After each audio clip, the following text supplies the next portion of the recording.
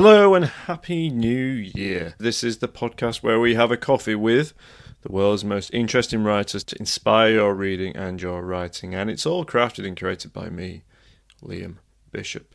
Happy New Year as well, of course. And we're all slowly getting back into the swing of things. What I thought I'd provide you with unedited bonus content from the conversation that we had in December last year, which was the Christmas and New Year special with Madeleine Dunnigan and Farah Ali. And what you're going to hear now is Madeleine and Farah talking more about the books that they suggested that I read as part of our craft and curation special.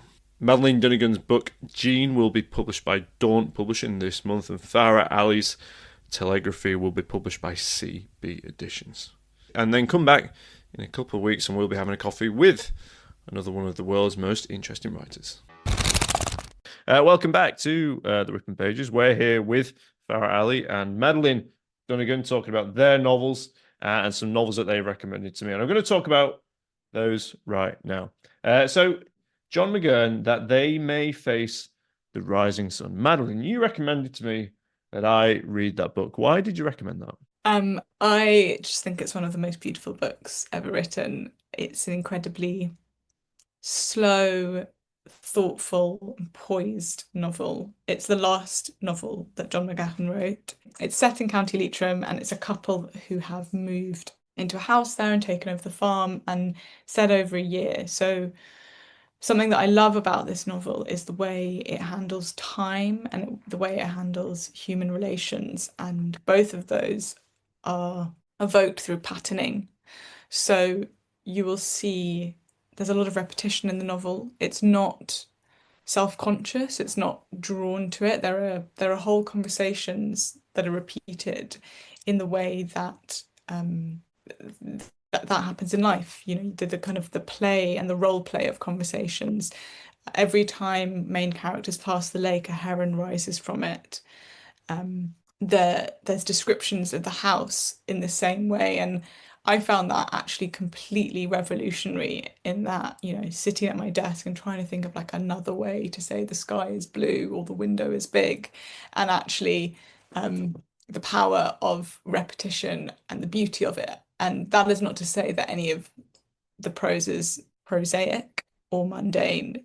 I'm really, really drawn. I basically love books that describe nature or the sky in a particular way, but also it is very funny and it's very moving the way characters interact and talk and the patter of conversation over seasons. Yeah, I love that, and I loved it. Thank for those reasons that you just said. And I never read John McGahern before, and the herons just flying across the lake, and I didn't know if it was signaling something or it was just literally that's the environment and that's what happens. I also love herons. I walk down the canal near me and I see the heron, and there's one on campus as well, which is very nice. And there's a point in the book, and talking about families and what changes or what might not change in relationships. Um, there's a point where it's between the Shah, which is this very sort of mercurial, sinister sort of character, and Rutledge, and the dialogue's fantastic, isn't it? As you said, there's really funny moments, but it's also one of those novels where the dialogue is what's not said reveals as much as what is said. And there's just a part where they're discussing a few days after Christmas, so you know we're tying into a theme. The Shah talking about some photos taken of the street, and he said there's this it's like old photographs of where they used to live, and he remarks how things have changed quite a lot, you know, from the past.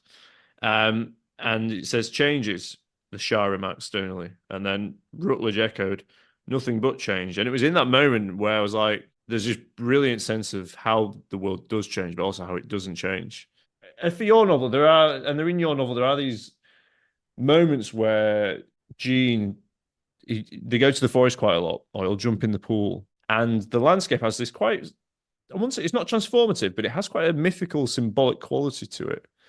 Was there anything that came from John McGahern in doing that, or was it just something that suffused you, perhaps unconsciously?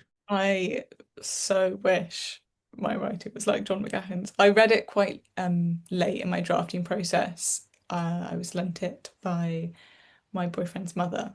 Um, definitely when I read it, I was like, yes, this is part, there are things in this that I am aspiring to. And I think what I aspire to is maybe, a holistic relationship between characters and the world in that the environment in which they're situated is a character in and of itself. Or it's very much it holds them, and like fabric, it is textured and like needs to be given life to. I also think, yeah, in my book there's a lot of I remember my mum read it and she was like, yeah, I got a bit confused about when they were at the lake because they're just always at the lake, you know.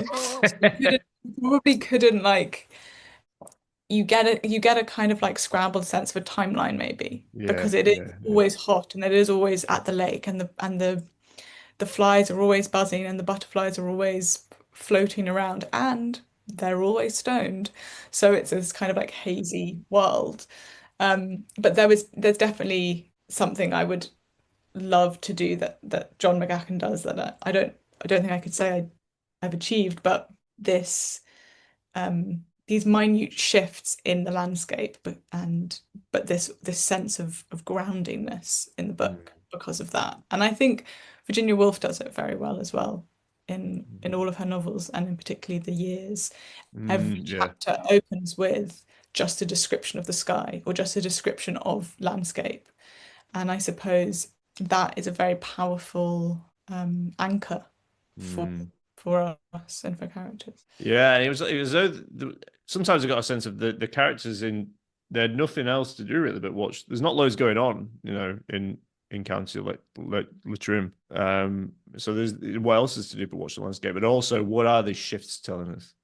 And Well, but they well, also they exist with the land. So they're, mm, the again, this is very close to John McGahern's own life. He did move to rural country Leitrim with his partner, his wife. And he was a writer, but he's also a farmer in the book. Pace of life is dictated by the land in a yeah. very different way.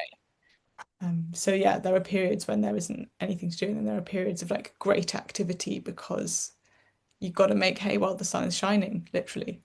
Yeah. And for you, Farah, I'm not trying to pin these, I'm not trying to create a theme here, but yours is a novel that, well, you recommended to me, Joe Manane, The Plains, and that is a novel that's full of descriptions of the plains, the scenery. Can you explain why you recommended this to me? Well, so I got the novel because I read about it somewhere. I read what the last line of the novel is. And it seemed so fantastic and bizarre. Um, this documentarian or photographer who turns the lens of the camera onto himself. And then I got the book, and it was this crazy experience of reading it. It this mad landscape. It's not mad because nothing happens, but it's just it's like Maddie, I can't wait to read this book that you recommended. It seems like I know I would love it somehow. And in the plains, the main character, he goes into this place in Australia, and he wants to record the lives of the plainsmen or their landscapes, but it's always about landscape, and it's there's no definition of what's happening really. There's no before and after. There's no, oh, at this point onwards people started behaving like this. They're just, you enter this bizarro situation right away, right off the bat. You just have to understand, okay, this is how things are in this land, in this place.